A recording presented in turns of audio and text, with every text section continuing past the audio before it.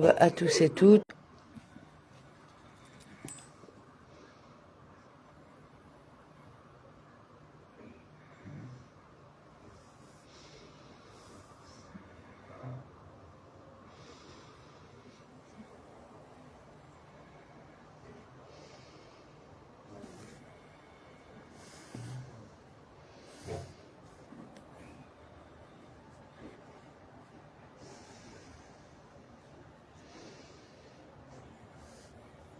Alors, tu fais là?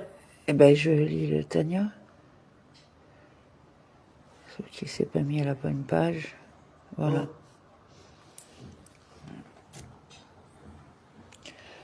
Alors, le 21 Kislev 5786, écoutez, Amarim, introduction du compilateur, suite.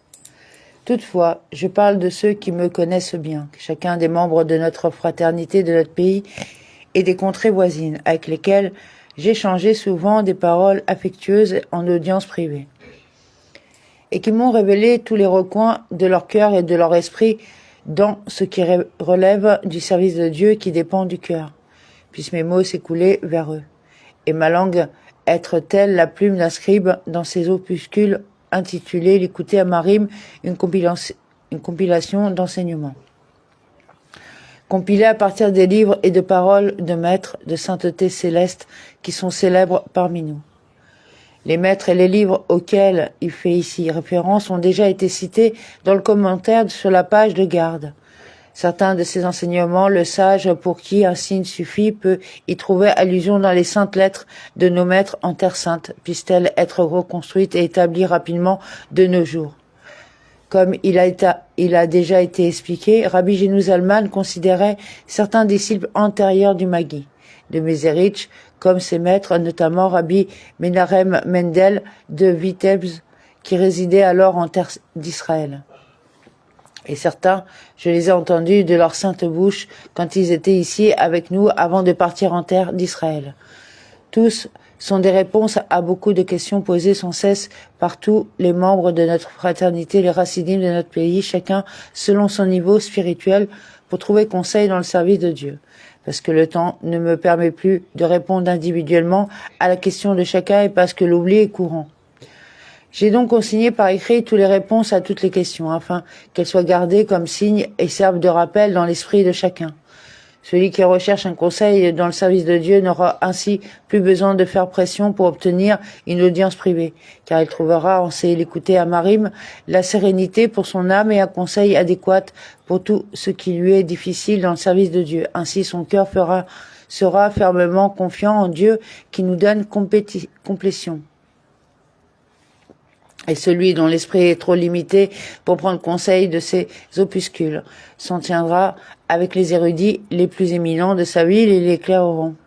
Et je leur demande de ne pas mettre la main sur la bouche, c'est-à-dire de garder le silence et de s'abstenir de répondre aux questions par peur de paraître fiers de leur connaissance, comportement relevant d'une modestie et d'une humilité fallacieuse.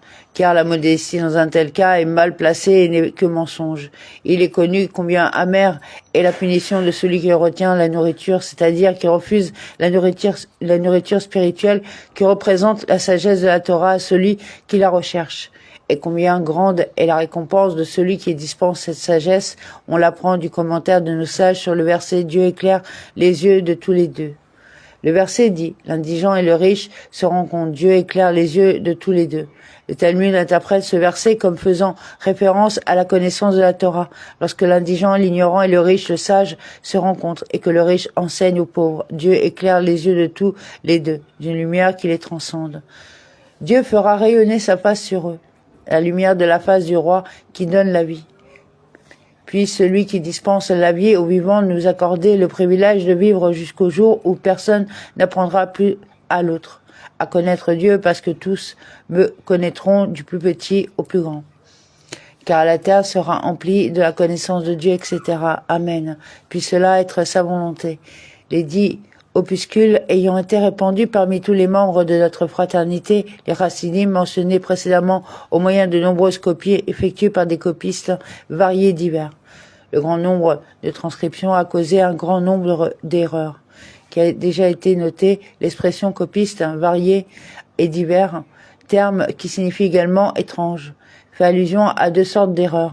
Les erreurs introduites par inadvertance et celles introduites délibérément.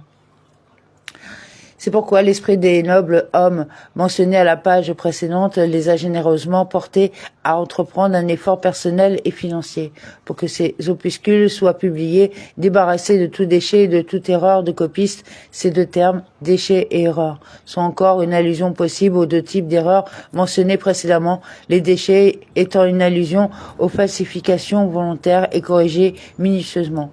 Je les félicite de cette bonne action. Et puisqu'il est un verset explicite, maudit soit celui qui déplace la borne de son prochain. Et l'emploi du terme aour, maudit, implique à la fois malédiction et excommunication. À Dieu ne plaise. Il est donc superflu d'ajouter une interdiction supplémentaire d'usurper le droit exclusif des éditeurs. Je viens donc simplement renforcer les paroles des Écritures comme le Talmud cite une simple coutume en Judée qui vient renforcer un verset explicite des Écritures, en proclamant une stricte interdiction à tous les éditeurs d'imprimer ces opuscules eux-mêmes ou par leur agent, sans l'autorisation des hommes précédemment nommés. Pour une période de 5 ans à compter du jour où l'impression est achevée, cela sera agréable à ceux qui s'y conformeront et la bénédiction du bien viendra sur eux. Ce sont les paroles du compilateur, dédié l'écouter à Marim. Amen.